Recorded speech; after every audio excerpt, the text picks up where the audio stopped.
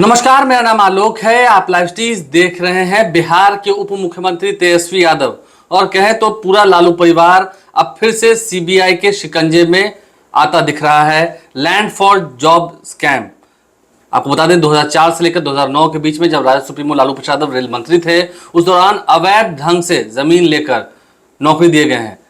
ये आरोप लगा है। नौकरी के एवज में जमीन लिए गए, पैसे लिए गए, ये आरोप लगा है। तेजस्वी यादव, राबड़ी देवी, लालू प्रसाद यादव सहित 17 लोगों पर चार्जशीट दायर कर दी गई है दिल्ली के राउंड एवेन्यू कोर्ट में। हमारे साथ सीनियर जर्नलिस्ट गैंशो मौजूद हैं। अब तो तेजस्वी यादव की खैर इस्तीफे की बात हुई, बहुत कुछ बीजेपी ने आरोप लगाया है, लेकिन हम फैक्ट्स पर बात करेंगे। तेजस्वी यादव कितने गुनहगार हैं, क्योंकि तेजस्वी यादव ने पहले से इसकी शंका जाहिर की थी कि हो सकता है मुझ पर आने वाले समय में, हालांकि उन्होंने शंका जाहिर की थी कि मुझ पर सप्लीमेंट्री चार्जशीट किया जाए, लेकिन चार्जशीट उन पर पूरी तरह कर दिया गया है और अब 12 तारीख को कोर्ट भी बुलाया गया है। कितना देखते हैं आप इस मुद्दे को, कितने हकीकत तौर पर? नहीं, पहले तो इस्तीफे पर ही चर्चा कर दें, क्योंकि आपने चर्चा छेड़ दी जी।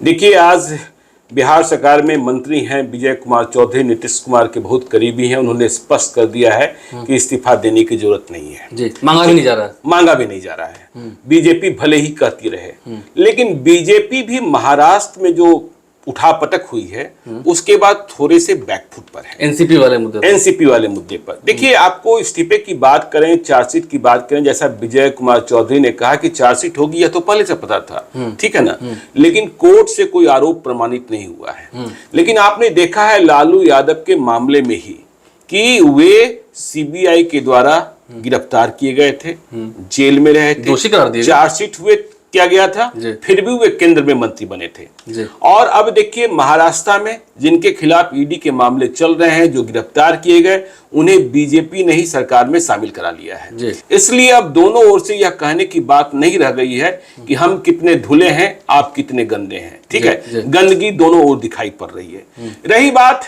देखिए, लैंड फॉर जॉब स्कैम की बात कर रहे हैं आप।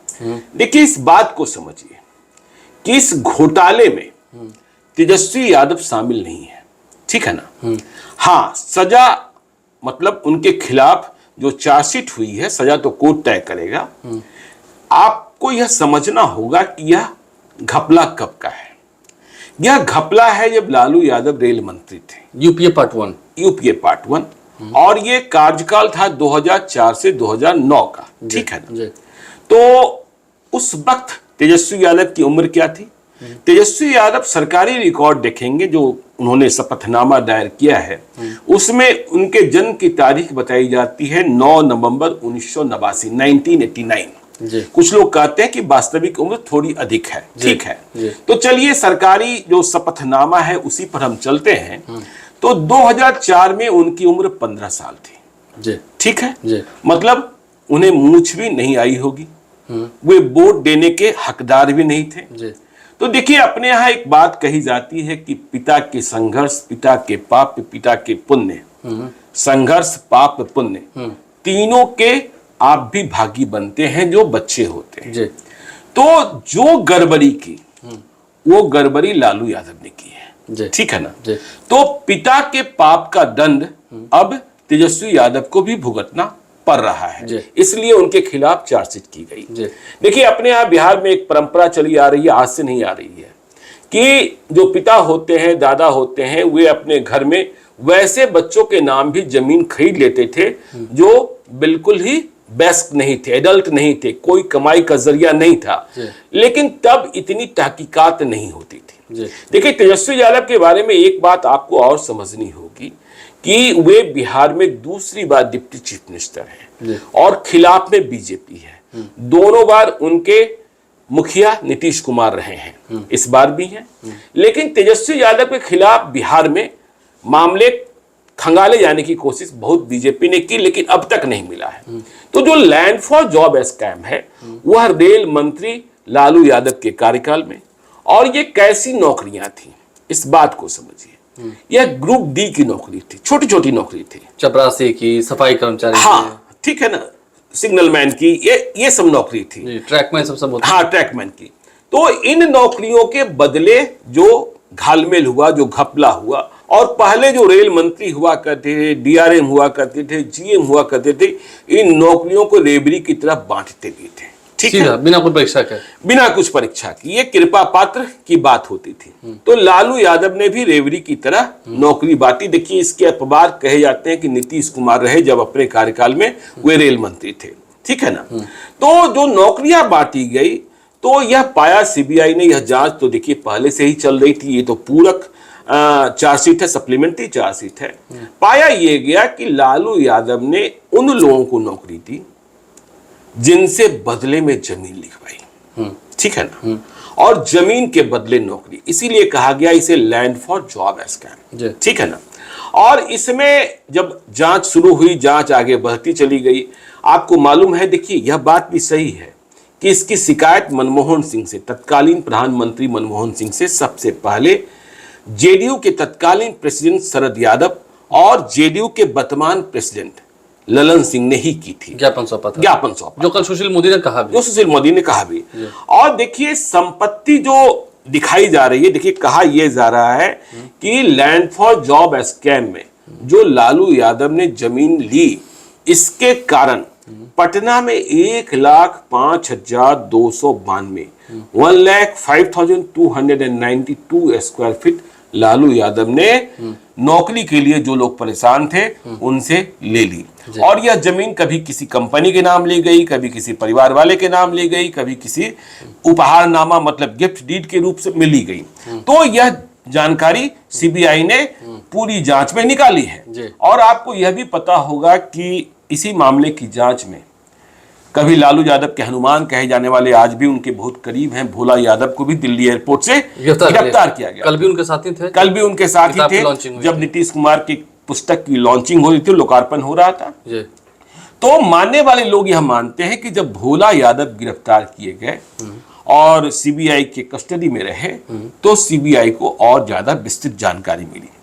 देखिए, सुशील कुमार मोदी दिल्ली के एक मकान की चर्चा करते हैं, न्यू फ्रेंड्स कॉलोनी में, और उस मकान का नंबर है न्यू फ्रेंड्स कॉलोनी में D1088।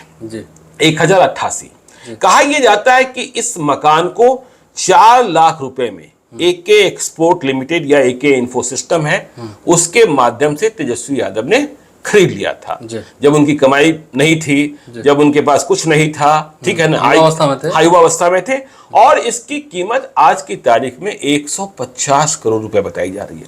तो कहा यह जा रहा है कि जब यह फ्लैट खरीदा गया, तब भी इसका मूल्यांकन, वैल्यूएशन कम दिखाया गया था, 4 लाख रुपए नहीं था। और देखिए, ये जो रियल एस्टेट में सौदे होते हैं, उसमें इस तरीके की गड़बड़ियां होती ही होती हैं कि जो एक्चुअल वैल्यूएशन है उससे कम पर जमीन की रजिस्ट्री, मकान की रजिस्ट्री, फ्लैट की रजिस्ट्री कराई जाती है। जहां तक देखिए, अब वो 4 लाख की प्रॉपर्टी 150 करोड़ रुपए कैसे होगी? मुझे पटना के कई लोग मिलते हैं जो वो कहते हैं कि उन्होंने 1990 में 23,000 रुपए कट्ठा, 23,000 रुपीज कट्ठा बेली रोड पर जमीन खरीदी थी। 23,000 रुपए? हाँ, सगुना मोड़ के आसपास। और वो जमीन जो है आज की तारीख में 1.5 करोड़ रुपए, 1.50 करोड़ रुपए प्रति कट्ठा के दर से बिक रही है, 2 करोड़ रुपए में बिक रही है। तो जमीन की कीमत आसमान की तरह बढ़ती है। और हमने जांच एजेंसियों के जो काम करने के तरीके हैं उसमें यह पाया है कि जांच एजेंसियां जब यह दिखाना होता है कि इनकी संपत्ति इतनी अधिक, तो अभी का जो करेंट रेट, हाँ, जो करेंट रेट है वह बता देते हैं।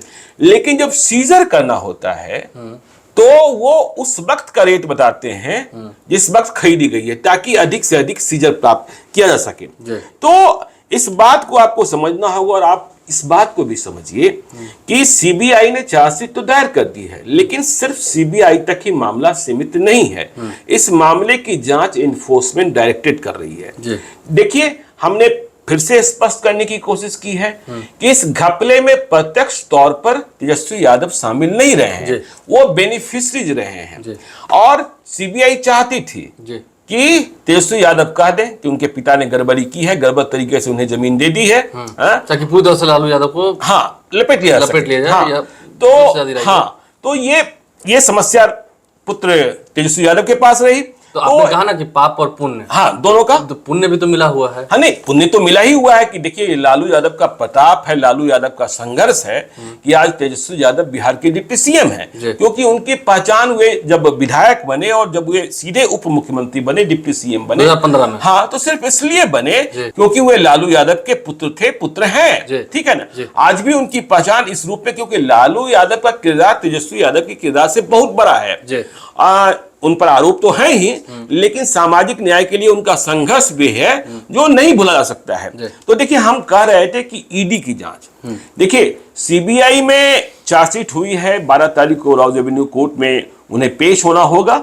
मैं कल सुप्रीम कोर्ट के वकील एके सिंह साहब से बात कर रहा था, वे कह रहे थे शायद सीबीआई के मामले में उन्हें जमानत मिल जाए, ठीक है ना, उन्हें जेल जाने की नौबत नहीं आएगी, क्योंकि जो प्रक्रिया है, सुप्रीम कोर्ट के कई डायरेक्शंस हैं जिसमें यह कहा गया है कि जो इन्वेस्टिगेटिंग एजेंसी है, यदि आपने जांच के तहत, जांच के दौरान गिरफ्तार करने की जरूरत नहीं महसूस की, तो चार्जशीट के बाद गिरफ्तार करने की जरूरत नहीं है, क्योंकि जांच पूरी हो चुकी है और अब किसी साक्ष्य को दबाए जाने की आशंका नहीं है। लेकिन बात इतने भर नहीं है आलोक, देखिए इन्फोर्समेंट डायरेक्टरेट जांच कर रही है, और वो इन्फोर्समेंट डायरेक्टरेट जो जांच करती है वो मनी लॉन्ड्रिंग की जांच करती है, रुपया कहां से आया, कैसे गया, क्या गड़बड़ तरीके अपनाए गए। और आजकल इन्फोर्समेंट डायरेक्टरेट का ज्यादा ही जोर है। आपको यह भी पता है कि इन्फोर्समेंट डायरेक्टरेट ने भी छापेमारी की थी लालू यादव, मीसा भारती, राबड़ी देवी, तेजस्वी यादव सभी के ठिकाने पर, और इन्फोर्समेंट डायरेक्टरेट ने कहा था उनके कई संबंधियों के यहाँ जो उत्तर प्रदेश में है, उनके यहाँ भी, हरियाणा में भी रेड हो गई थी, और कहा यह गया था कि 1 करोड़ से अधिक रुपए बेनामी बरामद किए गए हैं। तो वो जांच भी चल रही है। इसलिए सीबीआई के साथ साथ ईडी की जांच में यदि ये लपेटे में आ जाए और हथकड़ी सामने आ जाए तो कोई दूसरी बात होगी, ठीक है ना। तो सीबीआई की स्थिति ये है, और यह बात सही है कि तेजस्वी यादव ने लैंडफॉल जॉब स्कैम में खुद कोई घपला नहीं किया है। पिता का जो पाप है अब इनके मत्थे आ पड़ा है, क्योंकि संपत्ति इनके नाम लिखी और लिखाई गई है। संपत्ति इनके नाम लिखी और लिखाई गई है। अब उनका भी नाम चार्जशीट पे आ गया है। तेजस्वी यादव को कोर्ट जाना होगा। हालांकि इसी महीने विधानमंडल का मानसून सत्र भी है, देखना होगा कि उन्हें यहाँ भी रहना है, वहां भी जाना है, तो दोनों ही जगह जाना ही होगा। राबड़ी देवी को भी जाना होगा। हाँ, और विपक्षी दलों की एकजुटता का प्रयास भी चल रहा है। देखिए, आज विजय चौधरी ने कहा भी कि हमें पता था कि जब 23 जून को हम लोग पटना में मिले थे, इसके बाद साइड इफेक्ट दिखेगा। हाँ, इसका साइड इफेक्ट दिखेगा, और ये दिखना प्रारंभ भी हो गया। महाराष्ट्र में भी इस्तीफा भी क्लियर कर दिया है कि इस्तीफा कोई लेने की बात है नहीं। हाँ, इस्तीफा कोई लेने की बात नहीं है, क्योंकि अभी कोर्ट से उन्हें कोई सजा नहीं हुई है, और किसी ने चार्जशीट कर दिया है तो कर दिया है, कर दिया तो कर दिया। आप लाइव सब बन रहे हैं। देखिए, बहस जारी है, लेकिन हाँ, तेजस्वी यादव की इसमें कितनी भूमिका है, क्या सच है, क्या सही है, वो हमने आपको इस वीडियो के माध्यम से बताने की, दिखाने की कोशिश की है। हमारे चैनल को सब्सक्राइब कर लें, क्योंकि गांव गलियों में, टोलों में, मोहल्लों में लोग ये समझ रहे हैं कि तेजस्वी यादव ने घपला कर दिया है। देखिए, जो पाप किया है आगे कोर्ट तय करेगा, वह लालू यादव ने किया है, लेकिन उन्होंने उस पाप का भागीदार अपने छोटे से बच्चे तेजस्वी यादव को इस रूप में बना दिया था कि उनके नाम जमीन लिखा दी गई, जिसका आज परिणाम जो है आज चार्जशीट के रूप में है। आप लाइव से सब बन रहे हैं। हमारे चैनल को सब्सक्राइब कर लें, साथ साथ फेसबुक पेज भी लाइक करें। धन्यवाद।